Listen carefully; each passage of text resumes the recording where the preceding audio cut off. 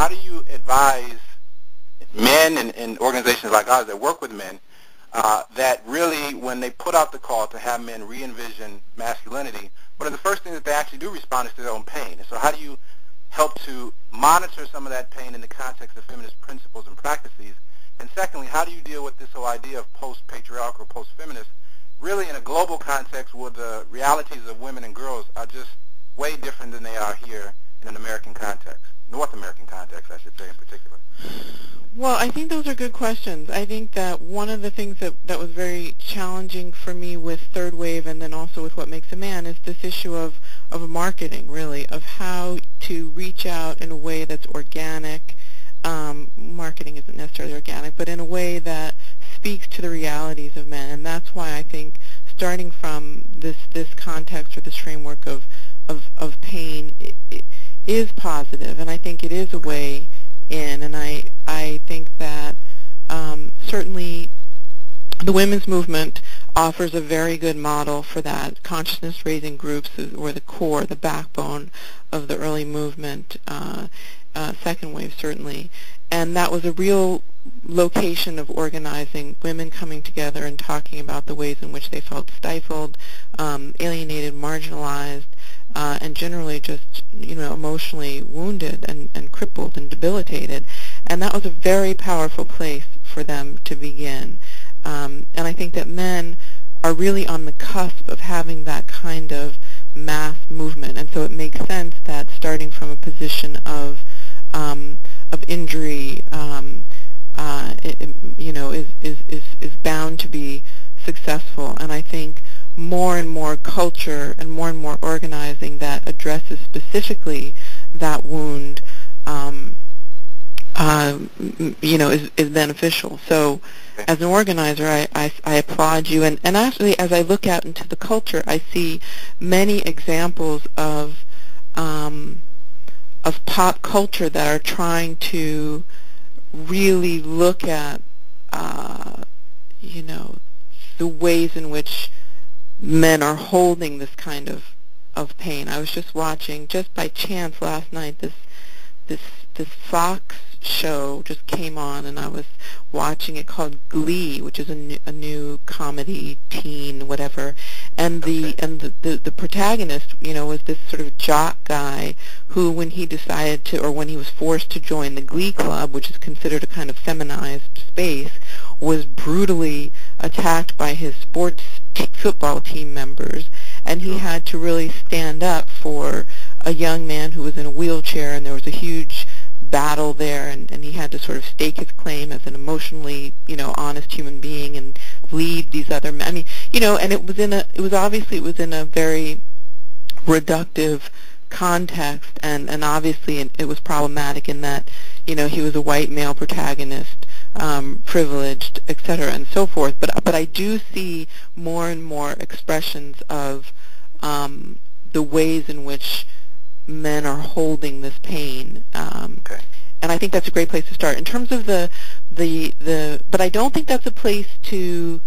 fetishize. I think that in the women's movement we see a lot of fetishization of female pain, and I don't necessarily think that's the most productive way to move forward.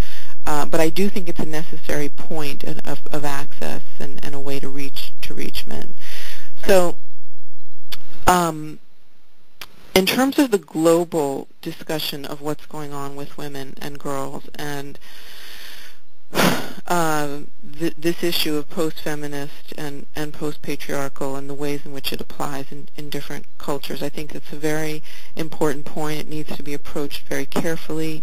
I would say that part of the problem is that in other cultures, those concepts or theoretical frameworks do not exist organically, and it's very difficult to superimpose our view of what's going on necessarily, or even the language to describe what's going on, and hope that we're going to have the productive outcomes. I think we have to be careful. Because different cultures have fundamentally different ways of thinking of themselves and others. When I was living in East Africa, one of the things that struck me was I was telling the family that I was living with, I really need to be alone for a while, and they had no concept of being alone. I mean, just fundamentally, they said, we're never, that alone, you're when you're alone, you're dead. They had this concept of being constantly within the family, within the culture, that it's so much so that the concept of being alone was odd. So I think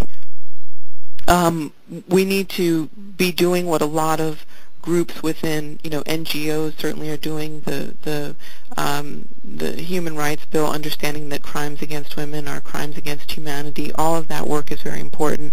But when we talk about post-patriarchal and post-feminist in a global context, we have to remember that many women around the world do not embrace the idea of feminism, though they do embrace ideas of female empowerment and more equity and more parity, and they will have to work out the language with which they describe their situations. And they are often not going to sound like us, and they are not going to look like us, and we need to be careful about judging the choices that they are making. No, I appreciate that, and I have a lot to say about that, but we'll open it back up. So any more questions and comments for Rebecca at this time? We're moving forward. We actually only have like 10 or 15 minutes left. Please. Hello. Yeah, sure. This is... Go ahead. What part of the world are you calling from, by the way? Boston, Massachusetts. Great. This is Charles Knight, and I have a blog that's dedicated to the promise of liberation other and beyond conventional masculinity. And I'm also a member of the Women's Theological Center here in Boston. And Rebecca, I just wanted to thank you so much for your work on behalf of liberating men from conventional masculinity. That's the framework I put it in. But I actually was not aware of your book on the subject until today. I was notified through the NOMAS listserv, National Organization of Men Against Sexism.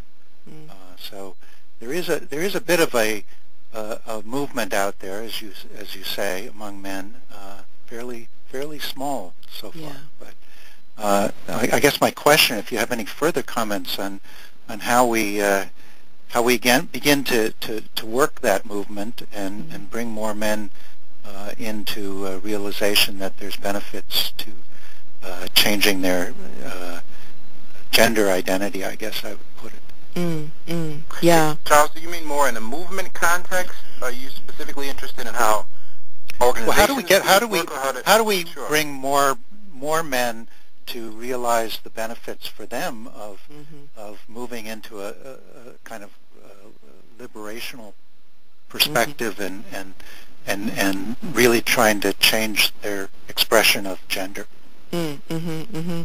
Well, thank you so much for calling and for your appreciation and for the work that you are doing.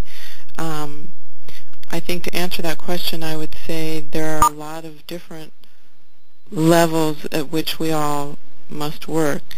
When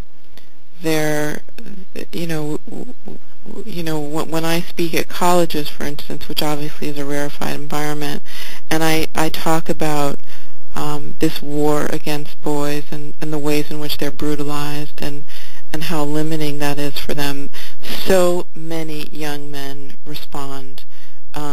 They respond with huge bear hugs at the end of the talk, unable to talk about what they were feeling, but feeling total gratitude. And I know with my own son, trying to create a space for them to have fluidity in a personal arena is very important. And then also institutionally, I think we need to be confronting our schools and our leaders to have a greater dialogue about this. When I talk at schools, I talk about a few models that I think are worth looking at.